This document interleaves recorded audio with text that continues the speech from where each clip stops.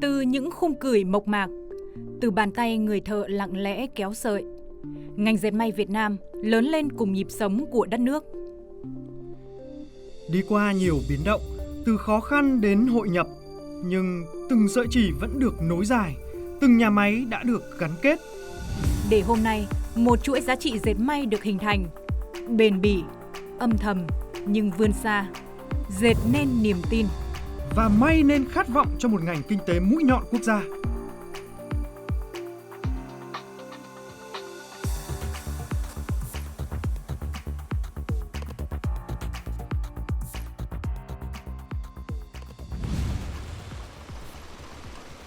Ngay từ những năm đầu xây dựng đất nước, Đảng và Nhà nước đã xác định cơm ăn, áo mặc là nhu cầu căn bản gắn với ổn định xã hội. Bởi vậy, trong suốt các giai đoạn chiến tranh cũng như thời kỳ bao cấp, dệt may luôn được xác định là ngành công nghiệp trọng điểm, nhận được sự quan tâm đặc biệt.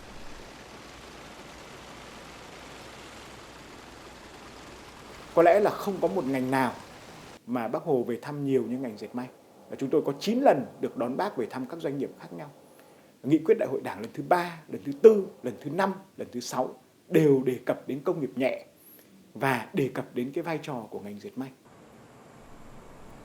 Sau năm 1954, hàng loạt nhà máy dệt may được đầu tư một cách bài bản, lần lượt ra đời, đặt những viên gạch đầu tiên cho một ngành công nghiệp phục vụ đời sống dân sinh.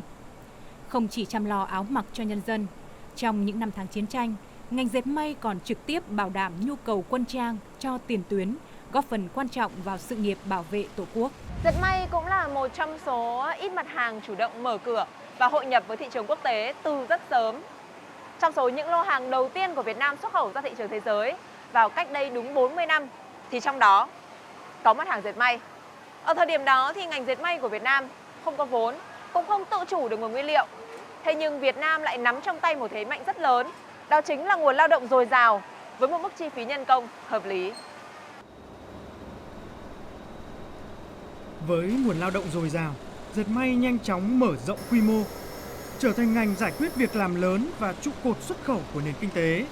Tuy nhiên, mô hình gia công cũng bộc lộ hạn chế, sản xuất phân tán, thiếu liên kết, phụ thuộc bên ngoài. Từ yêu cầu thực tiễn đó, năm 1995, Tập đoàn Dệt may Việt Nam Vinatex được thành lập trên cơ sở sáp nhập các doanh nghiệp nhà nước chủ lực, trở thành hạt nhân dẫn dắt, mở ra giai đoạn phát triển có tổ chức và chiến lược cho toàn ngành. Sau khi có một hạt nhân dẫn dắt, ngành dệt may không chỉ lớn lên về quy mô mà bắt đầu nhìn lại chính mình. Ngành dệt may, cái lợi thế là sử dụng lao động nhiều. Nhưng cái lợi thế về lao động không phải là cái lợi thế lâu dài đối với lớp tử mình. Cho nên là phải đầu tư, đi thẳng vào hiện đại. Gia công từng là bước đi cần thiết, nhưng không thể là điểm đến cuối cùng. Để đi xa hơn, dệt may Việt Nam phải chuyển đổi từ làm thuê sang làm chủ, từ số lượng sang giá trị. Trước đây để sản xuất ra một chiếc áo như thế này thì nhân công chiếm khoảng 50% chi phí sản xuất của doanh nghiệp. Thế nhưng cho đến nay thì tỷ lệ này đã nâng lên thành từ 64 cho đến 65%. Nói vậy để thấy rằng lợi thế cạnh tranh nhờ chi phí nhân công hợp lý đã không còn là thế mạnh của ngành dệt may Việt Nam và doanh nghiệp sẽ buộc phải thay đổi. Mô hình phát triển dựa trên chiều rộng, nghĩa là đồng loạt mở nhiều nhà máy để sản xuất và có kim ngạch xuất khẩu lớn đã không còn hiệu quả. Và nay, doanh nghiệp sẽ phải phát triển nhờ vào chiều sâu, tức là tập trung vào nguồn nguyên liệu. Thành doanh nghiệp sẽ phải giảm nhập khẩu nguồn nguyên liệu đầu vào, mà thay vào đó là tự chủ nguồn sợi ở trong nước. Và từ đó thì cán cân thương mại sẽ hài hòa, bền vững hơn, giá trị xuất khẩu cũng sẽ ngày một lớn hơn. Muốn thoát khỏi bẫy gia công, ngành dệt may buộc phải đổi mới từ gốc. Đó là chủ động sản xuất nguyên liệu, hình thành chuỗi, sợi, dệt, nhuộm, từng bước nâng cao tỷ lệ nội địa hóa và giá trị gia tăng cho sản phẩm. Tuy nhiên, con đường ấy chưa bao giờ dễ dàng. Một công nhân của ngành dệt nhuộm thì phải đầu tư cái giá trị tài sản cố định gấp 20 lần công nhân của ngành may. Khó, nhưng không thể không làm. Vinatex đã lựa chọn con đường phát huy sức mạnh tập thể, hình thành năng lực sản xuất nguyên liệu ở quy mô tập đoàn thay vì những nỗ lực đơn lẻ. Từ chỗ phụ thuộc chủ yếu vào nhập khẩu, đến nay, các doanh nghiệp thuộc tập đoàn Vinatex đã tự chủ được hơn 50% nguyên liệu, mức nội địa hóa cao hơn nhiều ngành công nghiệp khác. Khi đã từng bước làm chủ chuỗi cung ứng, dệt may tiếp tục nâng cao giá trị gia tăng cho sản phẩm. Nhiều đơn vị đầu tư vào thiết kế trọn gói, chuyển sang ODM, ODE, tức là không chỉ gia công mà còn tham gia thiết kế, phát triển và làm chủ toàn bộ quy trình sản xuất. Và từ năm 99 đến nay thì tính đến cuối năm 2025 thì cái tỷ lệ mà doanh thu xuất khẩu của chúng tôi là tỷ trọng hàng FOB và hàng ODM đã chiếm trên 93% tổng cái doanh thu xuất khẩu của chúng tôi. Nếu mà cái doanh thu cho gia công không thì nó chỉ bằng 1/7 hoặc 1/10 so với cái doanh thu của FOB. Từ may thuê, nhiều doanh nghiệp đã tham gia sâu hơn vào chuỗi giá trị, qua đó nâng cao hiệu quả và lợi nhuận. Tỷ lệ đơn hàng FOB tại một số đơn vị đã tăng từ mức 8% lên tới 90%, gấp hơn 10 lần, cho thấy bước chuyển mình rõ nét của cả tập đoàn Vinatex trong chiến lược nâng cao giá trị gia tăng. Tuy nhiên, trong bối cảnh cạnh tranh toàn cầu ngày càng gay gắt, việc làm chủ chuỗi giá trị thôi là chưa đủ. Một yêu cầu mới đang đặt ra cho ngành dệt may Việt Nam. Sợi, dệt nhuộm và may là 3 bước để sản xuất ra một món đồ thời trang, ví dụ như là chiếc áo, chân váy hay là chiếc quần mà chúng ta thường mặc. Ví dụ như là với quần jeans chẳng hạn. Để sản xuất ra một chiếc quần jeans này thì sẽ phải cần dùng đến 1 kg bông cotton khô. Thế nhưng mà điều đáng nói là chúng ta sẽ phải dùng đến rất nhiều nước để có thể sản xuất ra chỉ duy nhất 1 kg bông này mà thôi. Dệt may là một trong những ngành mà có tác động lớn đến môi trường và chính vì thế yêu cầu xanh hóa đang ngày càng cao hơn. Tại các nhà máy dệt, nhuộm, năng lượng mặt trời đã được tận dụng, thay thế vỏ cây cho than đá, dùng oxy già để tẩy trắng thay vì dùng axit, xây dựng các mô hình tuần hoàn, giảm phát thải.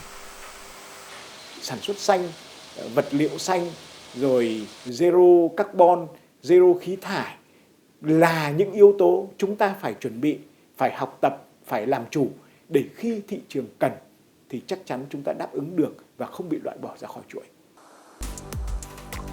Xác định rõ chiến lược trở thành một điểm đến cung cấp các sản phẩm thời trang xanh, các doanh nghiệp của Vinatex đã đổi mới ứng dụng công nghệ, đổi mới sản phẩm, tăng năng suất lao động. Ở một cái xưởng dệt của chúng tôi đây, công suất dệt của chúng tôi là một tháng hơn 100 tấn vải, nhưng chỉ có 25 lao động mà làm 3K. Ngày xưa, một lao động thì có thể quản lý 4-5 máy thôi, nhưng mà hiện nay thì 10 cái máy, nên là cái ngoài cái công nghệ thiết bị hiện đại thì cái tiết giảm về cái lao động của chúng tôi là cũng là rất lớn. Sẽ tập trung vào sản xuất ở những cái mặt hàng có giá trị gia tăng lớn, những mặt hàng sợi kỹ thuật như là sợi slab, sợi siro slab, sợi siro bọc chun, những cái sản phẩm là những cái sản phẩm có giá trị tốt hơn những cái sản phẩm sợi thường để hướng đến những cái các doanh thu tốt hơn. Giai đoạn 2015-2025 mở ra một chương phát triển mới của ngành dệt may Việt Nam. Kim ngạch xuất khẩu tăng mạnh từ 12,6 tỷ đô la Mỹ năm 2010 lên khoảng 46 tỷ đô la Mỹ năm 2025.